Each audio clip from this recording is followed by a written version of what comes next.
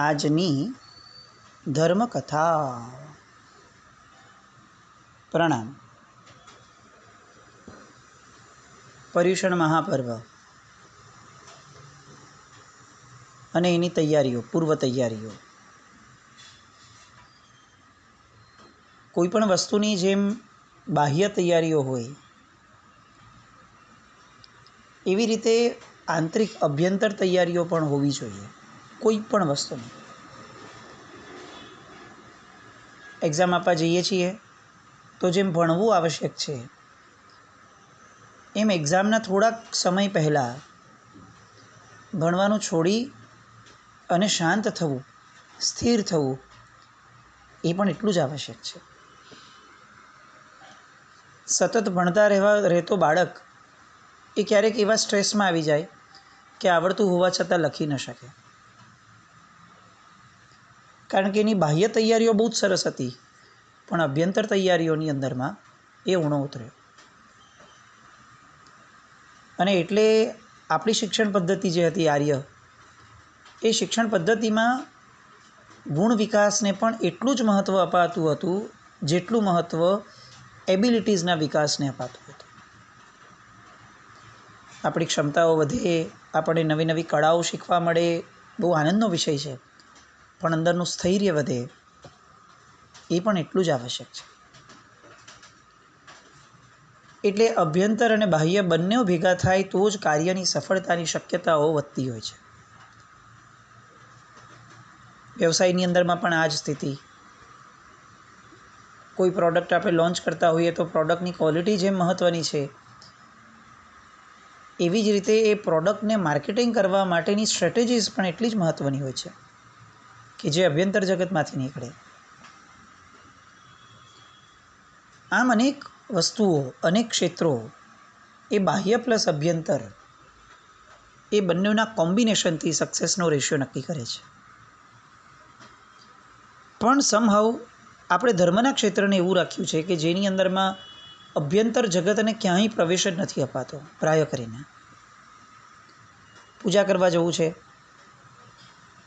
તો અષ્ટપ્રકારી પૂજાનો બધો સામાન ભેગો કરીએ, ઉત્તમ દ્રવ્યો લાવીએ, સોનાના વરખ ક્યાં સારા મળે છે, વરખ ક્યાં સારા મળે છે, આંગીના દ્રવ્યો ક્યાં સારું મળે છે, કળશ મીણાકારીવાળો હોય તો ક્યાં મળે છે, આ બધી જ બહુ જ બધી વસ્તુઓ એનું ધ્યાન રાખીએ, અહોભાવપૂર્વક કરતા હોઈએ છીએ આપણે. બહુ જ સારું. હવે આ બધું થઈ ગયું પછી શું? સીધી ક્રિયા કરવાની. તો ત્યાં આપણે ઊણા ઉતરીએ છીએ. આ બધા દ્રવ્યો ભેગા કર્યા પછીથી જે મહત્ત્વની વસ્તુ પામવાની હતી એ મહત્ત્વની વસ્તુ એ હતી કે આપણને અંદરમાં ભાવ ઉછળે, અહોભાવ વધુ પ્રગટે. અને એ તો જ પ્રગટશે જો આપણે એ આરાધનામાં સ્થિર રહ્યા તો. પણ એ સ્થિરતાની કોઈ જ પૂર્વ તૈયારી આપણે ત્યાં આપણા જીવનની અંદરમાં, આ વર્તમાન સમયમાં આપણે ત્યાં હોતી નથી, જે હોવી બહુ જ આવશ્યક છે. આપણે બધા છે ને ધ્યાનને એક અલગ ઘટના માનવા લાગ્યા છે. કોઈ એમ કે ધ્યાનમાં બેસવું અથવા ધ્યાન કરવું તો આપણી દૃષ્ટિમાં તરત જ આંખ બંધ કરી ટટ્ટાર બેસી અને આમ જ્ઞાન મુદ્રામાં બેસી અને લય લગાડવું, કંઈ જ ન બોલવું, ઊંડા શ્વાસો લેવા, આ બધી પ્રક્રિયાઓ તરત દેખાઈ જશે. પણ એવું નથી. ધ્યાન એ કોઈ કેટલાક સમય માટેની ઘટના નથી કે જે અલાયદી હોય. ધ્યાન એક સમગ્રતયા ઘટના છે. આપણે ત્યાં એક શબ્દ હંમેશા બોલાતો વડીલો દ્વારા, જે પણ કામ કરો ને ધ્યાનથી કરો. એ ધ્યાન અને આપણે અત્યારે જેનો અર્થ કાઢીએ છીએ એ ધ્યાન, એ બંને અંતે તો એક જ હતા. એકાગ્રતા, મન વચન કર્મ ત્રણે ત્રણ એક જ દિશામાં ચાલે એ રીતની સ્થિતિપૂર્વક કામ કરવું એ ધ્યાન. પછી એ ધંધો હોય, પૂજા હોય, પ્રતિક્રમણ હોય કે ધર્મ હોય. અને એટલે જ સમકીતી આત્મા એ જ છે કે જે વર્તમાનમાં જીવે છે, જેને આગળનું કોઈ ઘટના છે, એને પાછળની કંઈ છે, એને વર્તમાનમાં અત્યારે જે છે એની અંદર જ એનું તન પણ છે, એનું વચન પણ છે અને એનું મન પણ છે. આ તો જ થાય જો આપણે કેટલીક પૂર્વ તૈયારીઓપૂર્વક મનને સ્થિર રાખવાનો પ્રયત્ન કર્યો હોય અને બસ આ જ કાર્ય માટે આપણે અત્યારે પર્યુષણાની તૈયારીઓનું આજે કેટલાક દિવસોનો આપણો યત્ન છે એ આપણે શરૂ કર્યું છે. પર્યુષણના અલગ અલગ કર્તવ્યો, એમાંનું એક બહુ જ મહત્ત્વનું કર્તવ્ય ક્ષમાપના. સામાન્યપણે વિચારવા બેસીએ તો આપણી માટે ક્ષમાપના એટલે જેની હારે બોલાચાલી થઈ હોય એ બધાને મિચ્છામી દુક્કડમ આપવાના. એ પણ એવી રીતે આપવાના કે જે કોઈને ન લાગે અને છતાંય બધાને લાગે. પોલીસ ઘણી બધી વાર છે ને હવામાં ગોળીબાર કરતી હોય છે. એના કારણે શું થાય તો કે એક પણ જણને ગોળી ન લાગે અને તેમ છતાં લોકો ભય પામે. એવી રીતે આપણે ઘણીવાર હવામાં મિચ્છામી દુક્કડમ આપતા હોઈએ છીએ. એના કારણે શું થાય કે એક પણ જણને મિચ્છામી દુક્કડમ ન થાય પણ આપણાથી મિચ્છામી દુક્કડમ અપાઈ ગયું એવો અહેસાસ આપણને થઈ જાય. એકચ્યુઅલી એ બહુ સાર્થક નથી હોતું. ઇવન રોજની પ્રક્રિયામાં પણ આપણે ઘણી બધી વાર આવું બોલતા હોય તો આવું સાંભળવા મળે કે જીનાજ્ઞા વૃદ્ધ જે પણ કંઈ થયું હોય તો મિચ્છામી દુક્કડમ, જાણતા અજાણતા. આ પદ્ધતિ નથી આપણે ત્યાં. જાણતા થયેલી ભૂલોના મિચ્છામી દુક્કડમ એ પૂર્ણ જાગૃતિ અને વિચારણાપૂર્વકના હોવા જોઈએ. એને આમ સમગ્રતા બોલી લે કે જાણતા જાણતા કંઈ થયું તો મિચ્છામી દુક્કડમ. અરે ભાઈ, જાણતા જે થયું છે એ તો વિચાર. એના કેમ આવી રીતે ઓવરઓલ મિચ્છામી દુક્કડમ? અજાણતા થયું હોય એનું મિચ્છામી દુક્કડમ આપણે આપી શકીએ કે ભાઈ અજાણતા આવું કંઈક થઈ ગયું હોય, મને ખ્યાલમાં નથી, તો એનું મિચ્છામી દુક્કડમ. પણ જે જાણતા થયું છે એને જાણવાનો પ્રયત્ન કરીએ, એને જણાવવાનો પ્રયત્ન કરીએ કે આવી આવી આશાતનાઓ મારા દ્વારા થઈ છે, એનું મિચ્છામી દુક્કડમ. જે વ્યક્તિની સાથે બોલાચાલી થઈ છે એને એમ થઈ કહી દઈએ કે જાણતા જાણતા કંઈ પણ થયું તો મિચ્છામી દુક્કડમ. 1 મિનિટ ઊભા રહો. આ કઈ મિચ્છામી દુક્કડમની પદ્ધતિ છે જેમાં કોઈ વસ્તુનું મિચ્છામી દુક્કડમ નથી? એની સાથે બેસી અથવા એમની માટે પૂર્વ વિચારણા કરી અને વિચારવું જોઈએ કે મારે એની સાથે આવા પ્રસંગે આવું એની માટે વિચાર આવ્યું છે. જો એ જણાવવા લાયક હોય તો જણાવી જ દેવાનું. જો સામાનો કશાય વધતો હોય તો ન જણાવીએ. પણ આપણું નીચું દેખાય, એને કેવું લાગશે, આપણા વ્યવહારનું શું, આપણું ભવિષ્ય શું, આવી કોઈ વિચારણા એ મિચ્છામી દુક્કડમને શુદ્ધ ન રહેવા દે. અને આ મિચ્છામી દુક્કડમ આપવાનું સૌથી મોટું કારણ એ છે કે આપણા મનમાં ભય હોવો જોઈએ. પાપ ભીરુતા છે ને એ ધર્મનું સૌથી પ્રથમ પગથિયું છે. ભવનિવ્યો મગ્ગાનુસાર્યા, માર્ગાનુસારીપણું પણ પછી મૂક્યું. સૌથી પહેલો ભવનો નિર્વેદ મૂક્યો કે ભગવાન મને આ ભવનો કંટાળો આપ. કેમ કંટાળો આવ્યો? કારણ કે હવે આવા ભવો મારે નથી કરવા. આવી ભયની સંજ્ઞા મનમાં પ્રગટી. આવા ભવો, આટલા ભવો મારે હવે નથી કરવા. હવે હું થાક્યો. દરેક કંટાળો છે ને એ કેટલાક ભયની સાથે જોડાયેલો હોય છે. આપણા મિચ્છામી દુક્કડમની અંદરમાં સામા સાથે કરેલી ભૂલોનો કંટાળો પણ લગભગ નથી હોતો અને સામા સાથે કરેલી ભૂલોનો ભય પણ લગભગ નથી હોતો. ફક્ત વચનનો ઉલ્લેખ હોય છે, મિચ્છામી દુક્કડમ. બહુ સામાન્યથી વિચારીએ તો મિચ્છામી દુક્કડમ શબ્દનો અર્થ પણ આપણે જાણવાનો પ્રયત્ન કેટલો કર્યો. શબ્દનો અર્થ, એના આઈદમપર્યાય અર્થ સુધી જવાની વાતને તો બહુ દૂર રાખી દઈએ. શબ્દનો અર્થ તો શું વિચારશો? મિચ્છામી દુક્કડમ. આમ કોઈ અજયને આપણને પૂછે કે ભાઈ આ મિચ્છામી દુક્કડમ બોલવાનું એટલે એક્ઝેક્ટલી વોટ ઇઝ મિચ્છામી દુક્કડમ? એટલે આપણે એને બહુ ડિસ્ક્રાઇબ કરી શકશું કે જો આવી રીતે કોઈની યારે બોલાચાલી થઈ હોય, કંઈ કોઈને દુભાયું હોય કોઈ, તો આપણે એને મિચ્છામી દુક્કડમ કહેવું જોઈએ. પણ આ તો બધો ડિટેલ અર્થ થયો. શબ્દનો અર્થ કોઈ એક વાક્યમાં એક શબ્દમાં પૂછે તો શું? મિચ્છામી દુક્કડમ. આપણે કદાચ એ વિચારવાનો પ્રયત્ન નથી કરતા. મ, ઈચ્છામી અને દુક્કડમ, આ 3 શબ્દો ભેગા થયા ને ત્યારે મિચ્છામી દુક્કડમ ભણ્યું. મ એટલે હું નથી, ઈચ્છામી એટલે ઈચ્છતો, દુક્કડમ એટલે દુષ્કૃતને.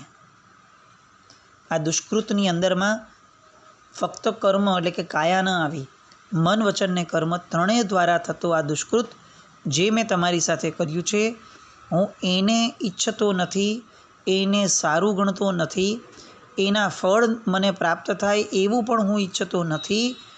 આવું ફરીવાર થાય એવું પણ ઈચ્છતો નથી. એમ ઈચ્છામિ દુક્કડમ. આવી બધી વિચારણા સાથે આ શબ્દ બોલાય ને તો કદાચ એમ લાગે કે ચાલો કંઈક તો આપણે જાગૃતિથી કેળવ્યું. ભય બહુ જ પાયાનો ગુણ. સમ્રાદિત્યની મહાકથા, એ કથાની અંદરમાં એક અંદરની કથા, અવાંતર કથા જે આવે છે એ અંતર્ગત એક રાજકુમાર જે મુનિરાજ બની ગયા છે એમને ગુણસેન પૂછે છે કે પ્રભુ આપે દીક્ષા કેમ લીધી? અને ત્યારે વિજયસેન આચાર્ય ભગવંત એ એમને બધી કથાઓ કહે છે કે હું જ્યારે રાજકુમાર અવસ્થામાં હતો એ સમયે મારો એક એવો મિત્ર હતો કે જે મારો જીગરજાન હતો, મારું બીજું હૃદય હતો. એવા મિત્ર અચાનક મૃત્યુ પામ્યો અને હું એટલો બધો વિષાદમાં વર્ષો સુધી રહ્યો. પછી મને કેવડી ભગવંત મળ્યા. એટલે કેવડી ભગવંતની પરસદામાં બેઠા બેઠા મને બીજો કોઈ મારો વિચાર ન આવ્યો. મને પહેલો વિચાર એનો આવ્યો કે મને આટલી બધી વ્યથા કેમ હતી. અને કેવડી ભગવંતને મેં પૂછ્યું કે પ્રભુ મારો એ મિત્ર ક્યાં છે? અને ત્યારે કેવડી ભગવંત કહે છે કે તારા જ નગરની અંદરમાં એક ધોબી છે. એ ધોબીને ત્યાં સતત જીવાત પડતો એવો અને એની બાજુમાં રહેલા ગધેડાના પગની લાત ખાતો એવા કૂતરા તરીકે તારા એ મિત્રનો જીવ અત્યારે છે. રાજકુમાર આઘાત પામે છે. બધું કન્ફર્મ કરાવ્યું, બોલાવ્યો કૂતરાને ત્યાં પરસદા સુધી અને પછી પૂછ્યું કે આ કેમ આવું થયું? ત્યારે એ કેવડી ભગવંત જે છે એ એમને અવાંતર કથા રૂપે સમરાઈ ચકાહાની આ આખી કથા એના મિત્રને કહે છે કે પૂર્વ ભવમાં તારી પત્ની તરીકે હતો, એના પછી આ ભવની અંદર ગયા ભવની અંદરમાં એ તારા મિત્ર તરીકે પુરોહિતના પુત્ર તરીકે હતો. પણ પુરોહિતના પુત્ર તરીકેના તારી સાથેના જીવનના કારણે એનામાં કેટલોક સત્તાનો મદ, કેટલોક કુળનો મદ આવ્યો અને એના કારણે એકવાર જ્યારે ઉત્સવ ચાલતો હતો એ ઉત્સવના સમયે એક ધોબી એણે એ દિશામાં ન આવવું જોઈએ કારણ કે તમે બધા બેઠા હતા, પણ છતાં પણ સામાન્યતઃ એ ત્યાંથી પસાર થયો. એ પસાર થવા માત્રથી કોઈ નુકસાન નહોતું થતું, પણ એ પુરોહિતનો જે દીકરો હતો તારો મિત્ર, એનો મદ જે છે, એનો નશો જે છે, એનો અહંકાર જે છે, એ અહંકારથી એ સહન ન થયું. ઢોર માર મરાવ્યો પહેલાં ધોબીને. જ્યાં સુધી ઉત્સવ ચાલ્યો ત્યાં સુધી એને જકડીને રાખ્યો દોરડામાં અને દોરડાથી બાંધી અને એને કારાગૃહમાં મૂકી દીધો, જેલમાં. કેટલાક દિવસોનું આ કામ, કોઈ પણ કારણ વગરનું, સાવ અકારણ, બસ એક નશો. બસ આ એક નશાના કારણે એ જે પાપ છે એ પાપના કારણે આજે એ જ ધોબીના ઘરે એની જ ગધેડી જે છે એની લાત ખાતો એવો એક કૂતરા તરીકે એનો જન્મ થયો. પેલો રાજકુમાર હચમચી જાય છે. કેટલીક ક્ષણનું આ પાપ અને સજા આવડી મોટી. એટલે કંઈક અપેક્ષાથી પૂછે છે કે પ્રભુ આ ભવ પૂરો કર્યા પછીથી તો સારું છે ને. અને ત્યારે કેવળ જ્ઞાની સર્વજ્ઞ ભગવંત એ કહે છે કે ના, એનું ભવિષ્ય એ તો બહુ જ દીર્ઘકાળ સુધી બહુ જ નબળું છે. આ એક પાપ જે એણે કર્યું હતું અહંકારનું, એક જ કૃત્ય, દુષ્કૃત, એ એક જ દુષ્કૃતના કારણે એ આ કૂતરાના ભવમાં મરી અને ગધેડીના પેટમાં થશે. એ ગધેડી પણ કઈ? પેલા ધોબીના ઘરે છે તે. ત્યાં એ ધોબીનો બહુ જ અણમાનીતો ગધેડો થશે. ચિક્કાર ભાર વગેરે એની પર મૂકશે અને એના કારણે ભૂખનું દુઃખ, ભારનું દુઃખ, એ બધાના કારણે એ વહેલો મૃત્યુ પામશે. મૃત્યુ પામી અને ત્યાંથી ફરી પાછો કેટલાક ભવ સુધી આ ધોબીના જ ઘરની આસપાસ જન્મશે. એમાંથી એ ધોબીના દ્વારા એક ચંડાળની કુક્ષીએ, ચંડાળ સ્ત્રીની કુક્ષીએ એ ત્યાં પ્રગટશે, પણ નપુંસક તરીકે જન્મ લેશે. બહુ જ થોડાક દિવસોનું આયુષ્ય એ પૂરું કરી અને ત્યાંથી ફરી પાછી ચેવી એ જ ચંડાળના સ્ત્રીના પેટે કેટલાક વખત પછીથી દીકરી તરીકે જન્મ લેશે. ત્યાંથી ફરી પાછું આવું જ અણમાનિતાપણાનો કેટલાક મહિનાઓનો વર્ષોનો આયુષ્ય પૂરું કરી અને એ ધોબીના શ્રાવિક જે પત્ની છે એની કુક્ષીએ જન્મ લેશે. અણમાનિતી હશે, એના કરતાં વધારે મહત્ત્વનું એ હશે કે એને પગ નહીં હોય, એ પીઠેથી સરકીને ચાલતી હશે અને હાથીના પગ નીચે ચકડાઈને એનું મૃત્યુ થશે. એ પછીથી ધોબીની આસપાસના ઘરમાં એ જન્મ લેશે, ક્યાંક સર્પદંશથી મૃત્યુ પામશે, કોઈક ભવની અંદરમાં નગરમાં દાહ લાગશે અને મૃત્યુ પામશે આગમાં. આવા ભવો થશે. પેલું હચમચી જાય છે હજી સુધી આ જ ભવ, અને પૂછે છે પછી એને સમ્યક દર્શન પ્રાપ્ત થશે, પછી ધર્મ પ્રાપ્ત થશે? તો કે ના, પછીથી એક ભવ એવો આવશે કે જે ભવમાં એ ધોબીના દીકરા તરીકે જન્મ લેશે અને ધોબીના જે વૈરીઓ છે એ એને પાણીમાં ડૂબાડીને મારી નાખશે. હિચકાર પ્રગટે ને એવી આ કથા. ફરી પાછા રાજકુમાર પૂછે છે, પ્રભુ પછી? અને પછી એના જીવનનું કેટલુંક પરિવર્તન આવશે. અને ત્યારે એ રાજકુમારને પ્રશ્ન થાય છે, પણ પ્રભુ કેટલીક ક્ષણો માટેનો, કેટલાક દિવસો માટેનો આ કરેલો ભાવ, અહંકારનો ભાવ, એનું કારણ આટલું બધું, એનું પરિણામ? અને ત્યારે કેવળ જ્ઞાની ભગવંત એવું કહે છે કે દુષ્કૃતની સજા એ કમસે કમ 10 ગણી હોય, જો એ સામાન્યત થઈ હોય તો. પણ જો મેં જે કર્યું એ બરાબર હતું, એમાં શું ખોટું હતું, એવી કુસમજણ દ્વારા વારંવાર થતું હોય, એ થયેલા દુષ્કૃતને વારંવાર સારું મનાતું હોય અથવા એને ખોટું ન મનાતું હોય, તો એ સજાઓ ગુણાકાર રૂપે થતી જાય અને કરેલા પાપના લાખ ગણા, કરોડ ગણા પરિણામ ભોગવવા પડે. ભય જન્માવી દે એવી આ કથા. પણ ભય જન્મવો જ જોઈએ. પર્યુષણા મહાપર્વ એ આવા ભયને પ્રગટાવવા માટેનું પર્વ છે. પાપનો ભય, આપણને જેટલો લોકોનો ભય છે, લોકોની અંદરમાં આપણી સ્ટેટસનો, આપણી રેપ્યુટેશનનો ભય છે, એ બધા જ ભયમાંથી ખસી અને હકીકતની અંદરમાં પાપના ભયમાં, દુર્ગતિના ભયમાં જો આપણે આપણી જાતને નહીં ગોઠવીએ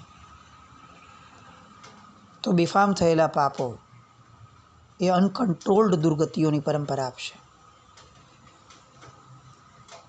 પર્યુષણા એની પૂર્વ તૈયારી, આપણા કરેલા એક નશાને યાદ કરીએ, એક વ્યક્તિને મનથી જેટલા દુભવ્યા છે એ યાદ કરીએ.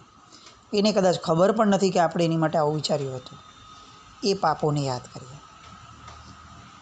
એટલા માટે નહીં કે પર્યુષણ છે તો મિચ્છામી દુક્કડમ આપવા જોઈએ, એટલા માટે કે જો એક પાપની સજા એ લાખ ગણીને કરોડ ગણી થઈને મળવાની હોય તો આવી દુર્ગતિઓ એ આપણાથી સહન થાય એવી કોઈ શક્યતા જ નથી. આપણને આપણી દુર્ગતિનો ભય સતાવવો જોઈએ. દુઃખનો ભય સતાવે એ સામાન્ય દિવસોમાં કદાચ થાય ને તો સમજી શકાય, પણ પર્યુષણા મહાપર્વની પૂર્વ તૈયારીઓમાં તો દોષનો જ ભય હોવો જોઈએ અને રીતસરનો ભય હોવો જોઈએ. અને એટલે જ આપણે ક્યાંક અનંતાનુબંધી કશાયમાં વહી જશું તો આપણું કરેલું એક પાપ, નાનકડું પાપ, એ અનંત ગણું થઈને ફળ આપશે. એ અનંતાનુબંધી કશાયના ઘરમાં નથી જવું, એટલા માટે વાર્ષિક મિચ્છામી દુક્કડમ છે. 1 વર્ષથી વધારે મારું પાપ, મનનો પાપ, વચનનો પાપ, કાયાનો પાપ ક્યાંય ઠેલાય નહીં 1 વર્ષ પછીથી, એના ભય સાથેનું આ પર્વ છે. પાપ ભીરુતા માટેની શ્રેષ્ઠતમ સાધના એ જે પર્વના કારણે ઊભી કરવાની છે, એ પર્વમાં એ પાપ ભીરુતા જો નહીં પ્રગટે તો આપણે કોરાને કોરા રહી જશું. ક્ષમાપના. હું દુષ્કૃતને ઈચ્છતો નથી, હું દુષ્કૃતના પરિણામને ઈચ્છતો નથી. બસ આ ભાવને મનમાં જેટલો ઘૂંટાય એટલો ઘૂંટવાનો છે. અને એકે એક દુષ્કૃતને યાદ કરવાના છે. કેટલાક પ્રગટ દુષ્કૃત હોઈ શકે, કેટલાક અપ્રગટ હોઈ શકે. પહેલાં જે અપ્રગટ છે એની તૈયારીઓ શરૂ કરીએ, કારણ કે પ્રગટમાં તો આપણે કરશું, શર્મીએ પણ કરશું કે ભાઈ એને ખબર છે કે હું અહીંયા આવું બોલ્યો તો મારે એને અત્યારે જો મિચ્છામી દુક્કડમ નહીં આપું તો એને કેવું લાગશે, મારું કેવું દેખાશે, એ શર્મે પણ કરશું. પણ આજથી જ સૌથી પહેલાં પેન પેપર લઈને એ નક્કી કરીએ કે અપ્રગટ કશાયો, અપ્રગટ દુષ્કૃતો કેટલા બધા કર્યા છે. સંપર્કમાં આવનાર દરેક વ્યક્તિઓના માટે મનમાં કેટલી બધી વિચારણા. એમાંય આપણે આપણું જગત વિસ્તાર્યું. સોશિયલ મીડિયા આવ્યું ત્યારથી વગર કારણની પંચાતો, વગર કારણની ઇન્ફોર્મેશન્સ, વગર કારણના ન્યૂઝ કેટલું બધું સાંભળતા ગયા. અને દરેક માટે મન પાછું કમેન્ટ કરે, કમેન્ટ વિચારે. એ બધા વિચારોનું પાપ એ ક્યારે ફેડશું? બ્રેક લગાડીએ, સ્થિર થઈએ, એકાગ્ર થઈએ. પર્યુષણા મહાપર્વની પહેલાં આ બધા જ કાર્યોને પૂર્ણ કરીએ. બસ આવી કંઈક તૈયારીઓ આપણા મનમાં પ્રગટે એવી શુભ મંગલ કામના સાથે જીન આજ્ઞાવૃત્ત કંઈ પણ બોલાયું હોય તો મિચ્છામિ દુક્કડમ. જૈનમ જયતિ શાસનમ.